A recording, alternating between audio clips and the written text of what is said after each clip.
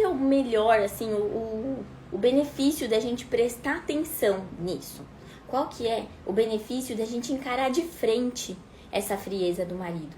O primeiro benefício é você conseguir tratar o problema ali enquanto ele é pequeno.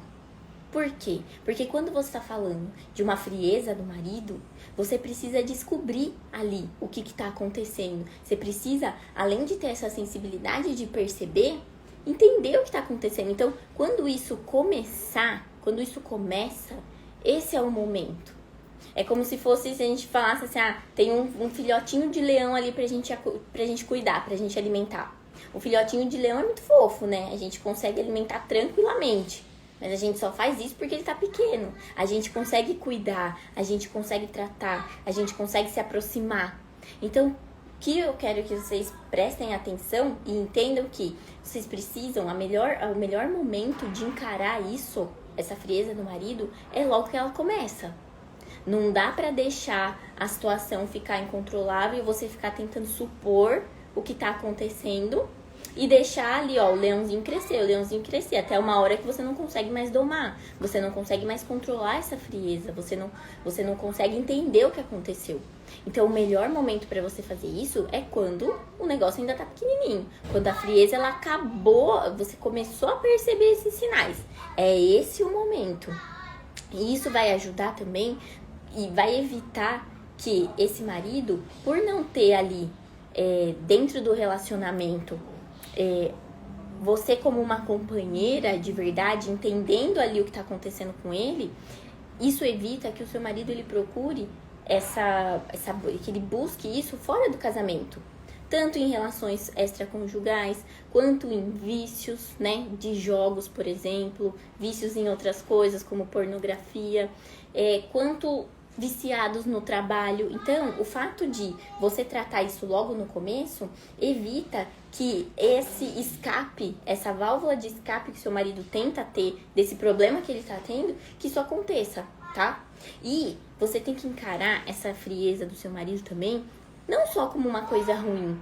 Você tem que encarar isso como uma oportunidade. Então, por que lidar com essa frieza ela é uma oportunidade? Você fala, não, a Carol agora pirou de vez, meu marido tá frio, isso é uma oportunidade? Onde que é uma oportunidade pra mim? É uma oportunidade de você realmente fazer uma leitura ali do seu marido, realmente tentar entender se o problema que ele tá tendo é em outra área da vida dele. E como você, como esposa, pode ajudá-lo nisso. Porque uma coisa é você casar pra ser feliz e procriar. Isso não é o casamento. Isso é uma das coisas, um dos benefícios do casamento. Mas quando você para pra pensar no casamento, você vê que são duas pessoas imperfeitas, duas pessoas que têm sim defeitos, mas são pessoas querendo uma ajudar a outra. Então, essa é uma oportunidade de você fazer essa ponte, de você pegar esse momento e usar para realmente ser uma companheira, para realmente entender o que está acontecendo ali nesse casamento, o que está acontecendo ali na cabeça do seu marido, tá? Então eu quero que vocês comecem a entender isso, porque nem sempre o assunto está relacionado, nem sempre é você o problema, nem sempre são vocês, tá? Então usa isso como uma oportunidade, certo? Faz sentido? E aí, vou falar pra vocês aqui de um erro muito comum que eu vejo que as pessoas cometem quando o assunto é a frieza do marido. O primeiro problema é achar que o problema é você. Achar que o problema é o casamento, achar que o problema é a relação. E esse achar é o problema, né? Esse supor é o problema. Quando você não para realmente entender o que está acontecendo. E aí, quando você faz isso, você acaba cobrando dele algo que não tá relacionado, sabe? Ele tá com aquele problema, ele tá com aquele assunto paralelo e você acaba cobrando uma atitude dele frente ao casamento, uma postura diferente, sem saber a fundo ali como que você pode ajudar esse homem. Porque uma coisa importante de ser entendida é, quando você quer ajudar alguém, eu escutei uma pessoa falando isso e eu não esqueci. A melhor forma de servir é ouvir. Então, se você quer servir o seu marido, se você quer ajudar o seu marido de alguma maneira, para escutar o que ele tá falando. Mas escuta sem cobrar, sem julgar isso dele. Porque quando você faz isso, quando você cobra o seu marido, na verdade, você tá cobrando ele de algo que tá faltando em você. Sabe por quê? Porque a gente fica muito tentada a querer que o marido, ele supra algo na gente, né? Que ele supra uma insatisfação ou algum certo tipo de infelicidade na nossa vida. Então, quando a gente tem essa cobrança em razão dessa frieza, quando a gente tem essa cobrança de que antes ele supria essa infelicidade que você tá tendo, antes ele fazia isso e agora ele não faz mais, você para de olhar para a pessoa mais importante aí na relação, que é para si mesma, que é quem você tem controle, né? A gente tem controle sobre a gente mesmo. Então, uma vez que você não olha pra si, uma vez que você percebe que a sua autoestima tá baixa, que você tá sem autoconfiança, que você tá começando a desconfiar das coisas, será que é pra ele que você tem que cobrar? Será que é dele que você tem que cobrar? Então, esse é um erro muito comum que eu percebo.